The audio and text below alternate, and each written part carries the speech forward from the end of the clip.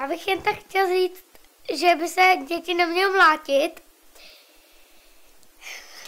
a že bys byl rád, kdybyste to ovlivňovali a říkali to kamarádům a výzvali taky mír. Proč by se táro neměli mlátit? Měli by se mlátit, poté oni by se pak jednou prostě to oplatili těm rodičům, prostě by se pak to ovlivnil zpětný výbuch a pak by jim ten oplatil.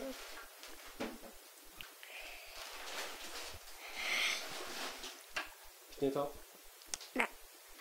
Tak díky. A co bude k obědu? Taková celá homáčka.